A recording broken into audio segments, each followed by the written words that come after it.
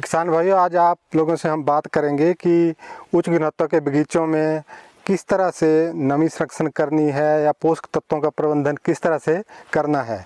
जैसे कि आपने दिसंबर जनवरी के महीने में पौधे के तौलिए अच्छी तरह से बना लिए होंगे और गली सड़ी खाद या फास्फोरस और पोटास की मात्रा भी दिसंबर या जनवरी के महीने में तौलिए में अच्छी तरह डाल दी है। तो अब इसके बाद आपने नाइट्रोजन की जो प्रयोग करना है वो आपने करना है मार्च के महीने में, फ्लावरिंग से 2 या 3 हफ्ते पहले करना है उसको। और नाइट्रोजन की खाद का प्रयोग करने से पहले किसान सुनिश्चित कर लें कि ज़मीन में अच्छी नमी हो। जो पोषक तत्वों की जो उपलब्धता है इन नमी के साथ जुड़ी हुई है। अच्छी नमी होगी तो उपलब्धता उनकी अच्छी रहती है। तो जैसे कि मैंने आपको कहा कि दिसंबर जनवरी के महीने में आपने फास्फोरस और पोटास की पूरी मात्रा तौलिए में डाल दी है और गली सड़ी गोबर की खाद भी डाल दी है। तो कुछ ऐसे इलाके होते हैं जहाँ बर्फ़बारी बहुत ज़्यादा मात्रा में होती है तो ज़मीन में नमी अच्छी तरह बनी रहती है। तो उन इलाकों में तो उपलब्धता की कोई ऐसी समस्या नहीं रहती है। तो जैसे निचले इलाके हैं, मध्यवर्ती इलाके हैं, वहाँ के अगर नमी की कमी है या ज़्यादा बर्फ़बारी नहीं हुई है तो वहाँ मल्चिंग के माध्यम से भी किसान नमी संरक्षण कर सकते हैं। मल्चिंग किसान प्लास्टिक की शीट की भी कर सकते हैं, चीड़ की पत्तियों की भी कर सकते हैं, फसलों के अवशेष या घास फूस की मल्चिंग भी कर सकते हैं। इन मल्चिंग के माध्यम से नमी संरक्षण तो होती है, तापमान का भी एक मॉडरेशन होता है, टेम्परेचर मॉडरेशन भी होता है और तीसरा अच्छी तरह से खरपतवार का नियंत्रण भी होता है। अब आने वाले समय में आपने फ्लावरिंग एप्पल में फ्लावरिंग से 2 या 3 सप्ताह पहले नाइट्रोजन की खाद का प्रयोग करना है। तो उस वक्त ज़मीन में अच्छी तरह की अच्छी नमी होनी चाहिए ताकि पौधे को जो भी आप खाद डालें वो सही समय पे मिल सके। और जो आधी मात्रा नाइट्रोजन की खाद की रह जाती है वो लगभग पहली जो आपने हाफ डोज जो डाली है उसके 1 महीने बाद दूसरी डालनी है। फ्लावरिंग के तो लगभग 2 या 3 हफ्ते बाद दूसरी मात्रा आपने डालनी है।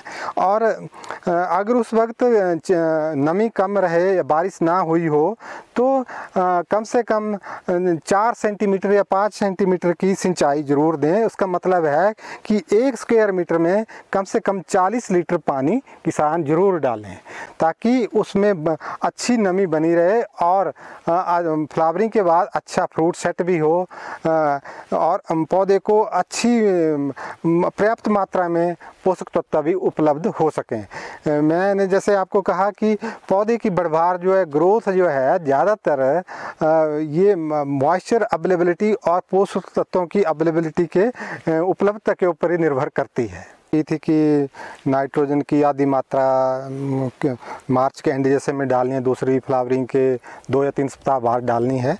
तो नाइट्रोजन किस रूप में देनी है?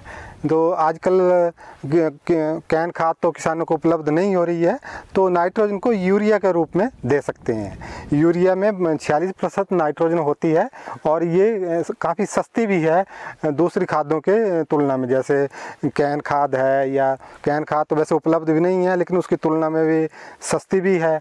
और एक कैल्शियम नाइट्रेट की भी लोग आजकल बात करते हैं लेकिन वो बड़ी महंगी है, उसमें नाइट्रोजन की मात्रा जो है बहुत कम है, 15.5% है। तो उसका प्रयोग करने से किसानों को इतना ज़्यादा फ़ायदा नहीं मिलता है क्योंकि वो बड़ी महंगी पड़ती है। एक भरपूर पौधे के लिए, पूर्ण विकसित पौधे के लिए कम से कम 4.5 किलो कैल्शियम नाइट्रेट चाहिए होती है और जो लगभग 200 से 250 रुपये के बीच खर्चा उसमें आता है प्रति पौधे के लिए। तो मैं नहीं चाहता कि किसान लोग इस तरह की महंगी खाद प्रयोग करें और उसमें कम नाइट्रोजन होती है। यूरिया का अच्छी तरह से प्रयोग करें।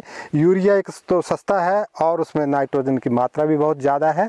तो यूरिया की आधी मात्रा लगभग 750 ग्राम यूरिया जो है फ्लावरिंग से 2 या 3 सप्ताह पहले करें और दूसरी मात्रा उसके 1 महीने बाद करें जो लगभग 750 ग्राम ही रहती है।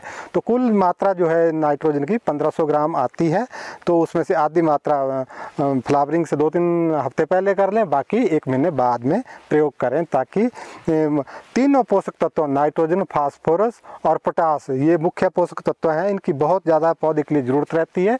ये सही समय पर इनका प्रयोग करना और सही मात्रा में प्रयोग करना अच्छी पैदावार के लिए, अच्छी गुणवत्ता की फसल लेने के लिए बहुत ही ज़रूरी है। तो मैं किसानों को यही कहूँगा कि इन खादों का प्रयोग सही समय पे और सही मात्रा में करें ताकि ज़्यादा से ज़्यादा पैदावार ले सकें। धन्यवाद।